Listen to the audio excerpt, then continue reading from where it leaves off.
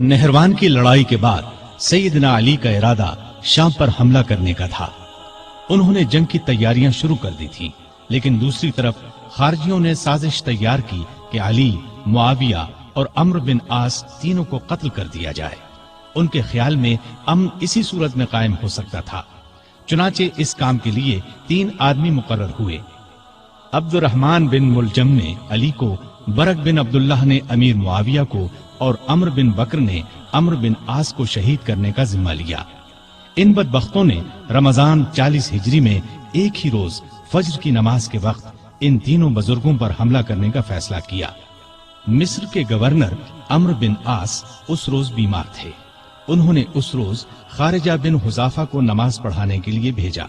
लिहाजा अम्र बिन बकर ने उनके धोखे में खारिजा बिन हुजाफा को शहीद कर दिया।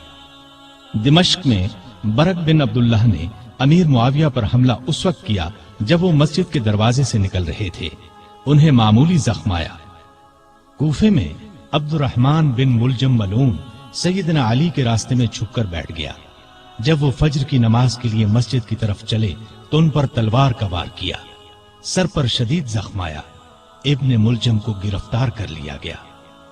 सैयदना अली ने अपने बेटों हसन और हुसैन को बुलाकर कुछ नसीहतें की और अपने कातिल के बारे में फरमाया, इसे खाना खिलाओ, पानी पिलाओ और अच्छी तरह रखो। अगर मैं इस जख्म से मर जाऊं तो इसे कत्ल करना। शरीयत का यही हुक्म है। इसके नाक और कान वगैरह न काटना। अगर मैं बच गया तो मेरी मर्जी, चाहे इससे बदला लूं या मुआफ कर दूं। इब्ने मुलजम की तलवार जहर आलूद थी। वो उस जख्म से शहीद हो गए। इन्ना लिल्लाहि व इन्ना इलैहि राजिऊन। ये रमजान की 17, 18, 19, 20 या 21 में से कोई तारीख थी। हिजरत का 40वां साल था और उनकी उम्र उस वक्त 63 साल थी। सैयदना अली को अपनी खिलाफत के जमाने में सुकून का सांस लेना नसीब न हुआ। फिर भी उन्होंने मुल्की इंतजामात के सिलसिले में कोई कसर उठा न रखी। मिजाज में हद दर्जे सादगी थी। अल्लाह का खौफ बेपनाह था। फकीराना जिंदगी बसर की। गवर्नरों और अफसरों की सख्त निगरानी करते थे। किसी ओहदेदार के खिलाफ शिकायत मिलती तो उसके खिलाफ कार्रवाई करते। आपको अदल इंसाफ का हद दर्जे ख्याल था। सबसे पूरा इंसाफ करते थे, यहाँ तक कि अपनी जात से भी इंसाफ करते। हर एक के लिए उनका दरवाजा हर वक्त खुला रहता था। बिला रोक टोक कोई भी उनके पास आ सकता था। रियायत पर बहुत मेहरबान थे। उनकी बेहतरी के लिए जो हो सकता था करते थे। बाजारों में गश्त करते थे।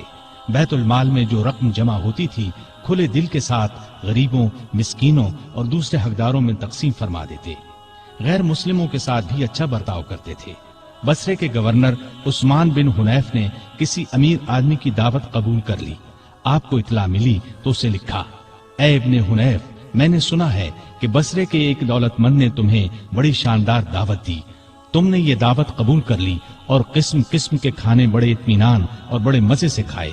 मुझे तुमसे ये उम्मीद नहीं थी कि तुम इस किस्म की दावतों में शरीक हुआ करोगे जिनमें गरीबों को पूछा तक नहीं जाता।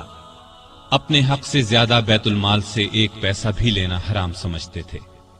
मुल्क की हिफाजत के लिए छोटी बड़ी फौजी छावनियां कायम की। कई मजबूत किले बनवाए। दरियाए फुरात पर एक पुल बनवाया। बाज जगहों पर मस्जिदें भी बनवाई। उम्र भर किसी न किसी सूरत दीन की खिदमत करते रहे। काफिरों के खिलाफ तमाम बड़ी बड़ी लड़ाइयों में रसूलुल्लाह सल्लल्लाहु अलैहि वसल्लम के साथ रहे।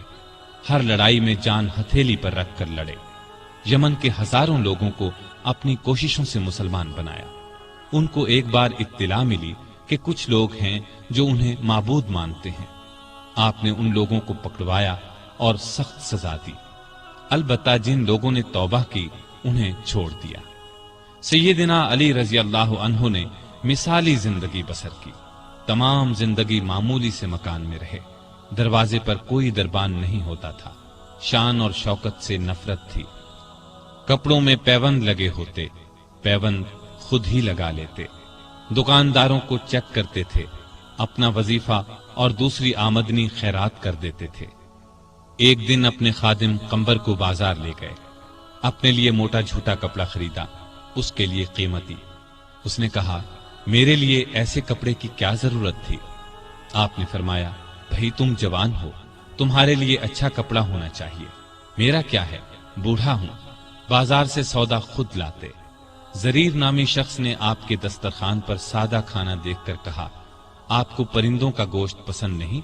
آپ نے فرمایا، خلیفہ کو مسلمانوں کے مال میں صرف 2 پیالوں کا حق ہے، ایک خود کھائے یا اپنے بچوں کو کھلائے، دوسرا اللہ کی مخلوق کے سامنے پیش کر دے۔